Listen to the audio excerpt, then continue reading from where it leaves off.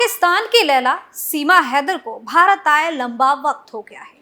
13 मई को अवैध तरीके से सीमा ने देश के अंदर घुसपैठ की थी, वो भी अपने 4 बच्चों के साथ। उसके बाद से ही वो ग्रेटर नोएडा में सचिन मीणा के साथ रह रही है। सीमा हैदर शुरू से ही खबरों में बनी हुई है। हर तरफ सीमा और सचिन की चर्चा हो रही है। इस बीच लगातार सीमा से जुड़े नए नए मामले सामने आ रहे हैं। रोज कोई ना कोई खबर सीमा से जुड़ी आ ही जाती है। हालांकि मामले को गंभीरता से लेते हुए सीमा से पूछताछ भी हुई। पूछताछ के बाद ये लगा कि शायद अब सीमा को वापस पाकिस्तान भेज दिया जाएगा, लेकिन अब तक कुछ ऐसा नहीं हुआ। खैर, बड़ी बात तो ये है कि सीमा हैदर मामले में अब बड़ा एक्शन देखने को मिला। नमस्कार, आप देख रहे हैं कैपिटल टीवी उत्तर प्रदेश और मैं हूं आपके साथ दिव्या सिंह। पर्दाफाश में आप सभी का स्वागत है। पर्दाफाश में आज पर्दाफाश करेंगे सीमा हैदर से जुड़ी कई खबरों का। इस बात से पर्दा उठाएंगे कि सीमा हैदर मामले में क्या बड़ा एक्शन देखने को मिला है। बताएंगे कि सीमा के चुनाव लड़ने वाले मामले पर क्या खुलासा हुआ है। उसके बाद इस बात से भी पर्दा उठाएंगे कि भारत में सीमा रहने के लिए आखिर क्या साजिश रच रही है। तो चलिए शुरुआत करते हैं। सीमा हैदर मामले में नेपाल बॉर्डर पर बड़ा एक्शन। सीमा के चक्कर में नप गए एसएसबी के इंस्पेक्टर और हेड कांस्टेबल। नेपाल बॉर्डर पर जांच में सामने आ गई जवानों की लापरवाही। अदालती जांच में जवानों की बढ़ सकती है मुश्किलें। सीमा हैदर मामले को लेकर लगातार भारत नेपाल बॉर्डर की सुरक्षा पर सवाल उठ रहे थे, जिसके बाद बड़ी खबर अब सामने आ गई है। नेपाल के रास्ते भारत में अवैध तरीके से अपने 4 बच्चों के साथ दाखिल होने वाली पाकिस्तानी महिला सीमा हैदर के मामले में बड़ा एक्शन देखने को मिला है। दरअसल भारत नेपाल बॉर्डर पर सुरक्षा में तैनात एसएसबी के एक इंस्पेक्टर और एक जवान को निलंबित कर दिया गया।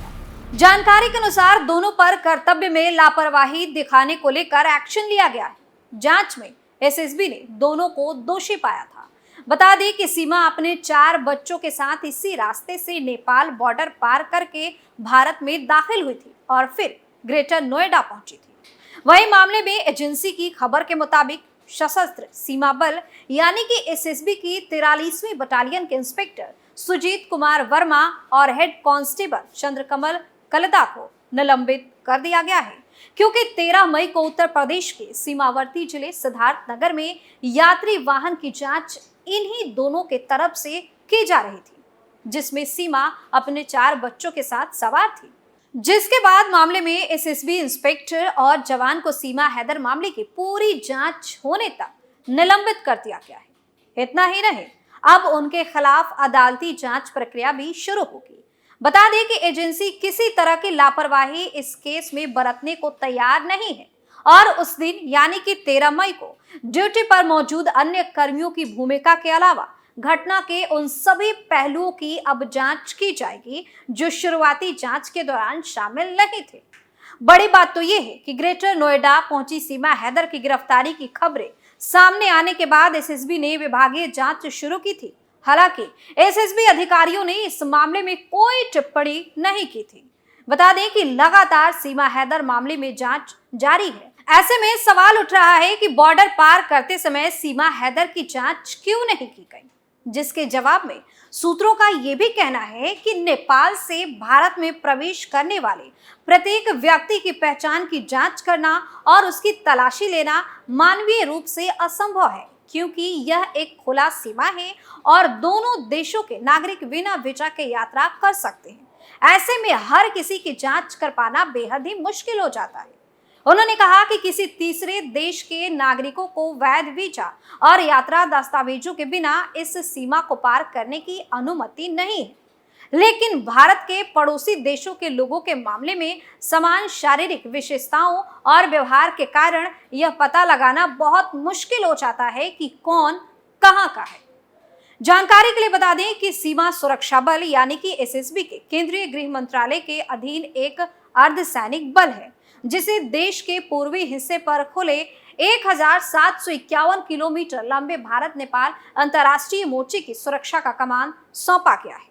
बता दें कि पाकिस्तानी सीमा हैदर अपने 4 बच्चों के साथ गौतम बुद्ध नगर जिले के ग्रेटर नोएडा के रबुपुरा इलाके में भारतीय प्रेमी सचिन मीना के पास पहुंची थी। जैसे ही ये खबर सामने आई, मामले ने तूल पकड़ लिया था, जिसके बाद 4 जुलाई को सीमा को भारत में अवैध तरीके से प्रवेश करने पर गिरफ्तार किया गया।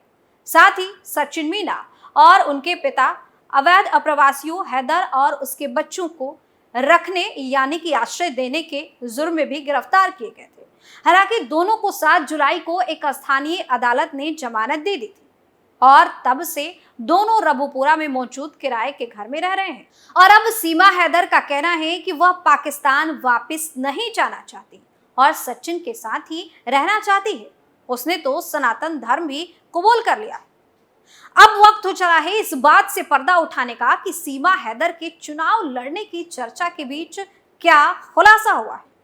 तो सबसे पहले आपको बता दें कि खबर सामने आई थी कि सीमा हैदर को रिपब्लिकन पार्टी ऑफ इंडिया यानी कि आरपीआई ने पार्टी में शामिल होने का न्योता दिया है, जिसके बाद सीमा हैदर ने भी आरपीआई के निमंत्रण को स्वीकार कर लिया है। पार्टी के पदाधिकारियों का दावा है कि सीमा को पार्टी महिला विंग की अध्यक्ष बनाया जाएगा। बोलने की शैली को देखते हुए पार्टी प्रवक्ता का भी कमान सौंपा जा सकता है। यहां तक कि पार्टी ने रिपब्लिकन पार्टी ऑफ इंडिया के सिंबल पर सीमा हैदर को चुनाव लड़वाने की बात भी कही। ऐसी खबर सामने आई थी, लेकिन अब जो हम आपको बताने जा रहे हैं उसके बाद आप भी समझ जाएंगे कि सच्चाई क्या है। पाकिस्तानी महिला सीमा हैदर और ग्रेटर नोएडा के सचिन मीना इन दिनों काफी चर्चा में है। दोनों को कभी फिल्म का ऑफर मिल रहा है तो कभी कोई नौकरी का प्रस्ताव लेकर सामने आ रहा है। इसी बीच हद तो तब हो गई जब सीमा हैदर के चुनाव लड़ने की चर्चा ने जोर पकड़ लिया। सीमा को रिपब्लिकन पार्टी ऑफ इंडिया के राष्ट्रीय प्रवक्ता किशोर मासूम ने पार्टी में शामिल कराने की मंशा जताई। हालांकि अब इसको लेकर रिपब्लिकन पार्टी ऑफ इंडिया के अध्यक्ष और केंद्रीय मंत्री रामदास अठावले का बयान सामने आ गया है। उनका कहना है कि सीमा हैदर के साथ हमारी पार्टी का कोई संबंध नहीं है। वह पाकिस्तान से भारत आई है, उसे पार्टी में शामिल करने का कोई सवाल ही पैदा नहीं होता। अगर आखिरकार हमें उसे टिकट देना ही पड़ा तो यह भारत से पाकिस्तान तक का टिकट होगा। तो अब सीमा हैदर के चुनाव लड़ने को लेकर सबके मन में जो सवाल था उसका जवाब केंद्रीय मंत्री रामदास अठावले ने दे दिया है। अब पर्दाफाश में वक्त हो चला है इस बात से पर्दा उठाने का कि भारत में रहने के लिए आखिर सीमा ने क्या साजिश रची। तो चलिए बताते हैं। सीमा हैदर और सचिन मीना के घर आने वाली है खुशखबरी। क्या बच्चे के जरिए सीमा लेना चाहती है भारतीय नागरिकता?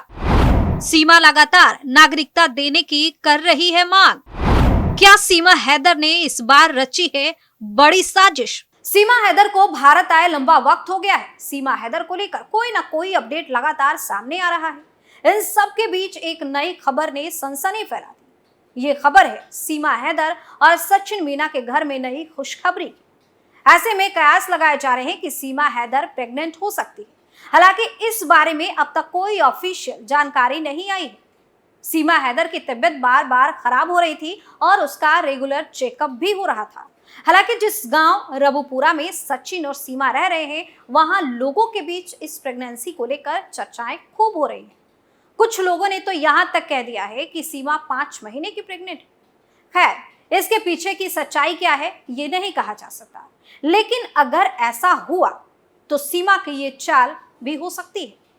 सीमा लगातार उसे यहाँ रहने की और नागरिकता देने की सिफारिश सरकार से करती नजर आ रही है, लगातार अपील करती नजर आ रही है। उसका कहना है कि उसने नेपाल के मंदिर में सचिन मीना से शादी की है और उसने अपना धर्म भी बदल लिया है।